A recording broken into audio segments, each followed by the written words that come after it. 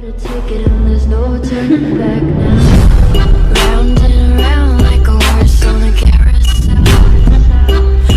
We go.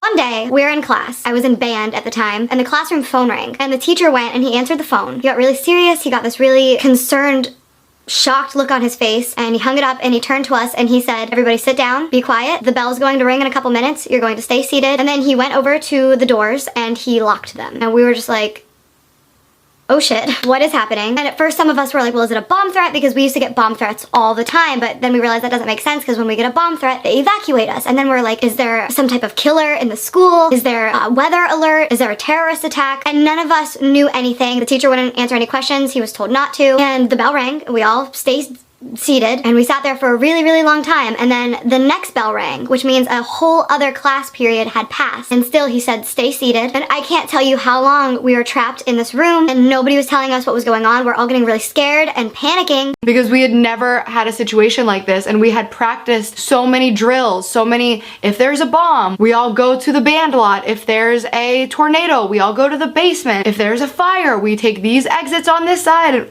We always had a plan, and this was just something that we had never planned and nobody was telling us anything. So eventually they're texting their parents and calling their parents and they're saying, do you know anything about this? And the parents are all freaking out, and now it's like an ordeal. Some of the parents started listening to the police scanners, and it was getting back to us that there were ambulances outside of our school, and we're just like, and at this point, a lot of us are panicking because we think there's some type of shooter or something, because that makes sense. Like, okay, the doors are locked. They're telling us to be quiet. They're telling us not to move. They're telling us not to leave. There's ambulances outside. And finally, they just opened the doors and let us go. And they wouldn't tell us anything still. So we're just like, okay, we just sat in this classroom for like hours. There's ambulances outside of our school, and you're just gonna let us go to our next class? So you can probably tell by the title of this video what happened. A girl died in class during school hours. And here's the story on that. So earlier in that day, around like first, second period, somebody sold her a bunch of Oxycontins. She, during school, took all of them. She ended up going to her 7th period class at 3rd period, and she walked in and the teacher was like, honey, what are you doing here? And she said, oh, I'm here for class. And the teacher was like, you're not here until later, honey. It's only 3rd period. And I wasn't here for this, but supposedly when she walked away, she said to somebody else, oh, she's on something, or she's drunk or something. But it was obvious that she was on something. So she went a couple classes later and she put her head down on the desk. She was sleeping, and she was just kind of one of those students who, you know, showed up late and slept in class. Obviously didn't show a ton of interest. He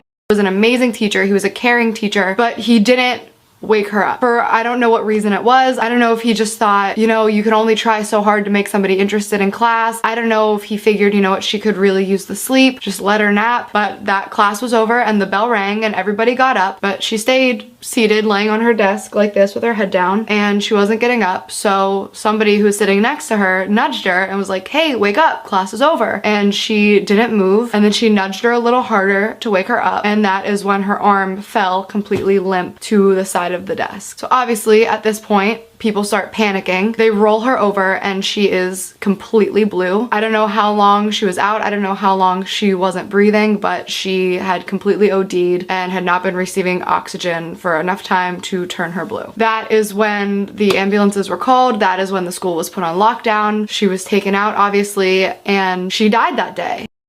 So when I was a sophomore in high school, I had this teacher who would only let the students in her class use the restroom one time per semester.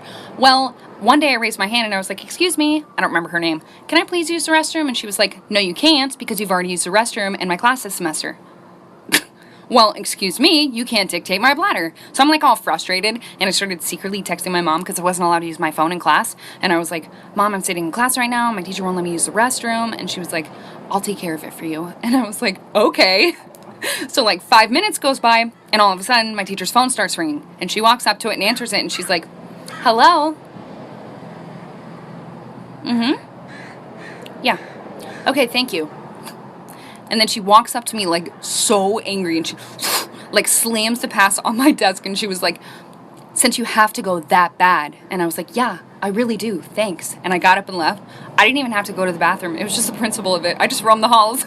Story time, my gym teacher's wife found out that he was having an affair with me. So a little background information. I was a sophomore in high school, and the one night my friends and I were playing Truth or Dare. Well, a little bit into the game, my friends dared me to download Tinder and message the first 5 guys that I saw. And what do you know, the last guy that I saw on there was my gym teacher. So obviously I messaged him and I was like, hey, OMG, it's blah blah blah from your 3rd period class. And obviously I wasn't expecting him to answer, but he did, and he was like, oh, this is weird, how are you? So after that my friends were like, oh, okay, like it's time to delete it. So I pretended that I did, and when they left I started messaging him more. So we had been messaging that whole week, and one thing led to another. Next thing I knew, he was sneaking me out of my house at 2 a.m. And he was like 32, so he wasn't that old. Well, for the next month, we were going to restaurants that were like an hour away. Almost every weekend, he would rent out a hotel for us. Well, the one night his wife was supposed to be out with some friends, so he invited me over like for part 2. Part 2 about how my gym teacher's wife found out that he was having an affair with me. So like I said, his wife was supposed to be gone the whole night because she was at the bar with her friends and they were supposed to get in a hotel. So he invited me over. So we went swimming in his pool, then we did the nasty. Well, a few hours later, him and I were sitting on the couch watching a movie. And his wife kept calling him. But he just kept ignoring it, saying that she was fine and he didn't want to answer the call and ruin our time together. So we go upstairs, lay down to go to sleep. And it's like 4 a.m. at this point. So I shit you not, literally an hour later, I wake up to his wife carefully shaking me to wake me up. And she goes, honey, come downstairs. I don't want to wake him up. He has work tomorrow. And I'm like, what the actual fuck? So I went downstairs and she's like, sit at the table with me. So we're sitting at the table and she's like, I hope that we can keep this quiet. She was like, my husband's done this before. And that she can't have any of her friends knowing or anybody at school because she's a PTA mom. So she offered me money to keep my mouth shut. And then she let me go back upstairs and lay with him. What the fuck? So this is probably my favorite story about my cheating ex. As many stories as I have on him, this one happened after we were broken up. He had left me for a girl that he was seeing on the side and we hadn't spoken in months. We had both blocked each other on pretty much everything. But as most girls do, I do have my fake Instagram account, and he seemed pretty happy in his new relationship. I believed that until I got a DM from a girl. She sent me screenshots of messages and fake accounts that he had made to communicate to her. So he had literally been cheating on the girl that he was with now with her the whole time. I literally don't understand people sometimes. Both him and I were in the same friend group, mostly because we pretty much grew up together. So I talked to another member of the group about what we should do. Now, I believe in karma and that people get what they deserve, but who's to say that I'm not karma? So we decided to show up to his house with not only the girl he was cheating with, but all the girls he cheated on me with. And take care of this, I kid you not, game show style. This boy lied about his age just to date me.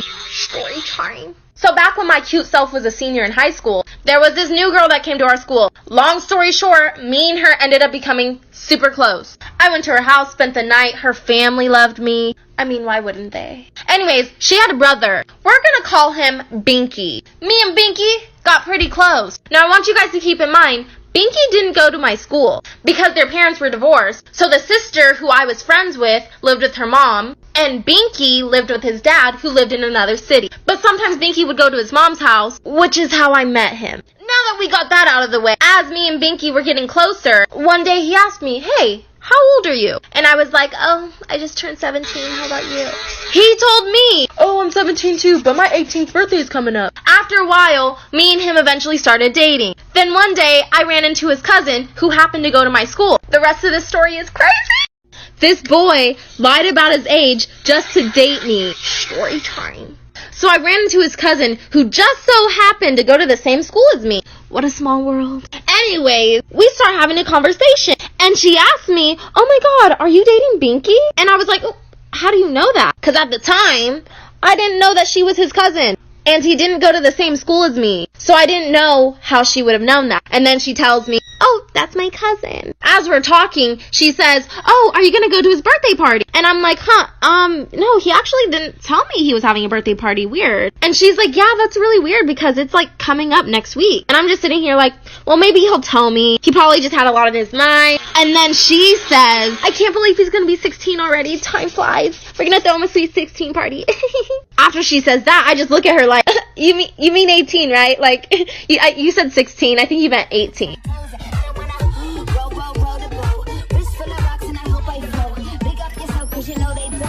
Choo choo choo, cause they hope I